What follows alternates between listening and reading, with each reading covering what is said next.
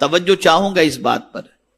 منافق برائی کا حکم دیتا ہے اور نیکی سے روکتا ہے, اور مومن نیکی کا حکم دیتا ہے اور برائی سے روکتا ہے. اور جانتے ہیں منافق کا ٹھکانہ کیا ہے؟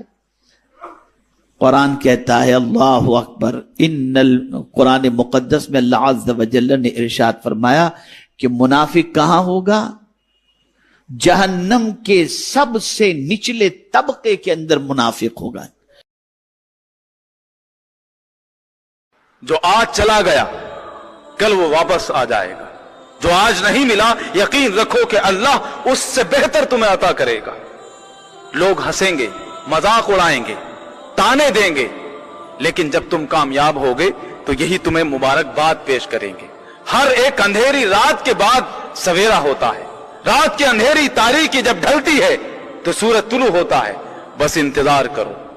اے رضا, ہر کام کا ایک وقت ہے, دل کو بھی آرام ہو ہی جائے. جو لوگ آپ کی طرف نہیں دیکھتے نا, آپ بھی نہ دیکھا کریں. آپ اپنی آنکھوں کو ضائع کر دیتے ہیں. ارے ان آنکھوں سے تو آپ نے مدینہ بھی دیکھنا ہے.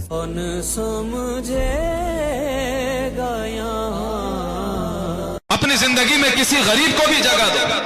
اپنے دوستوں میں کسی غریب دوست کو بھی شامل کرو. اور یاد رکھو, لوگوں کی زندگی کے تو کچھ رولز ہوتے ہیں, ٹائم ٹیبل ہوتے ہیں, لیکن اس غریب کی زندگی کا کوئی رول نہیں ہوتا. 2 بجے بھی اگر تمہیں رات کی ضرورت پڑی تو چلا آئے گا. اپنی جان کی پرواہ نہیں کرے گا, مال کی پرواہ نہیں کرے گا.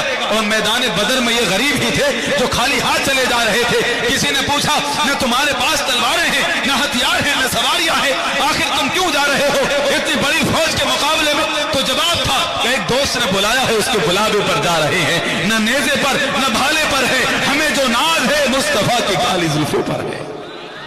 آج میں نے آپ سے ایک بات کرنی ہے. بات یہ کرنی ہے کہ مجھے اتنے میسیجز آئے ہیں کہ میرا محبوب روٹھ گیا ہے. کوئی کہتا ہے میری محبت روٹھ گئی ہے, کوئی کہتا ہے والدین ناراض ہیں, کوئی کہتا ہے کاروبار کا مسئلہ ہے, کوئی کہتا ہے بیوی کا مسئلہ ہے, کوئی کہتا ہے بچوں کا مسئلہ ہے, کوئی کہتا ہے اولاد نہیں ہوتی, کوئی کہتا ہے حسد بہت ہے.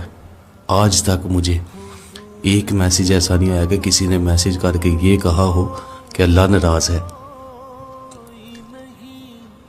کتنی بڑی ہستی ہیں نبی پاک صلی اللہ علیہ وسلم, حضور صلی اللہ علیہ وسلم. حضور فرماتے ہیں کہ میں 100 بار ایک دن میں اللہ سے استغفار کرتا ہوں. کیا میں اور آپ کرتے ہیں؟ یہ جن لوگوں کے پیچھے ہم نے وقت گزارنا ہے نا, یہ کچھ نہیں دے گا ہمیں سوائے بے وفائیوں کے. اب نیت کر لیں, ایک دن میں کم از کم یار 100 مرتبہ تو کہے نا کہ یا اللہ معافی, یا اللہ معافی, یا اللہ معافی, یا اللہ معافی, یا اللہ معافی.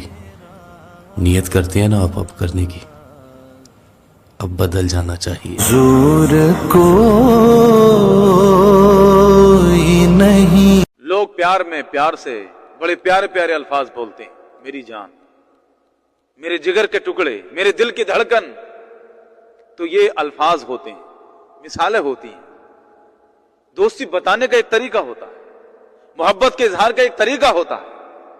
لیکن والدین جب اپنی اولاد کے لیے یہ الفاظ بولتے ہیں تو یہ صرف الفاظ نہیں ہوتے, یہ حقیقت ہوتی ہے, ان کے دل کی آواز ہوتی ہے.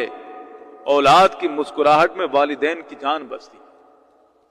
اولاد کے چہرے کو دیکھ کر دن بھر کی تھکاوٹ دور ہو جاتی ہے. ماں جب کہے میرے جگر کا ٹکڑا, وہ مثال نہیں ہے, وہ صرف الفاظ نہیں ہے, بلکہ ماں کے دل کی آواز ہوا کرتی ہے. بزرگوں نے فرمایا اگر پریشان ہے تو ایسا کیجئے, کوئی تعویذ من لیجئے, سسرال سے بہن کو بلا لیجئے. کیا کریے؟ بہن کو بلا لیجئے. اب آپ سوچیں گے گھر پہ فاقہ ہو رہا ہے, کوئی بات نہیں, وہ آئے گی بھی, وہ تمہارے گھر بعد میں پہنچے گی. اللہ اس کا رزق تمہارے گھر پہلے بھیج دے گا. کوئی کسی کے حصے کا رزق نہیں کھاتا, یاد رکھیے یہ بات. اللہ نے ہر ایک کا رزق الگ الگ مقرر کیا, اتارا ہے. یہ تو اللہ کا احسان ہے کہ مہمان اپنی قسمت کا رزق آپ کے دسترخوان پر کھاتا ہے. اس کے اپنے نصیب کا رزق ہے, میرا اپنا رزق ہے, آپ کا اپنا رزق ہے. یہ تو اللہ کا احسان ہے کہ میرا رزق اللہ نے آپ کے دسترخوان پر جو ہے اتارا ہے اور مجھے شکریہ کہنے کا موقع دیا ہے. تو ہماری زندگی میں ماں کے بعد سب سے زیادہ حساس دل ہمارے لیے اگر کسی کا ہے تو وہ بہن کا ہے. ماں جیسی ممتا آپ کی زندگی میں خدا نے اگر کسی کو دی ہے تو وہ بہن کو دی. اور جو لوگ ماں کے قدموں میں جنت تلاش کرتے ہیں وہ بیوی کو جوتے کی نوک پر رکھتے ہیں، وہ بھی سنیں۔ جنت اگر ماں سے ہے تو جنت جیسا گھر بیوی سے ہے۔ ماں اگر سایہ ہے تو بیوی سہارا ہے۔ ماں اگر زندگی کی شروعات ہے تو بیوی زندگی کا ہم سفر ہے۔ ماں کی دعا ضروری ہے تو بیوی کی وفا بھی ضروری ہے۔ ماں کا سایہ ضروری ہے تو بیوی کا سہارا بھی ضروری ہے۔ ماں کا احترام ضروری ہے تو بیوی کا اعتبار بھی ضروری ہے۔ اور تمہیں دونوں چیزیں حاصل کرنی ہے، تمہیں دونوں کو ان کا مقام دینا ہے، تمہیں جنت بھی حاصل کرنی ہے اور اپنی زندگی کا سفر بھی کامیاب کرنا ہے۔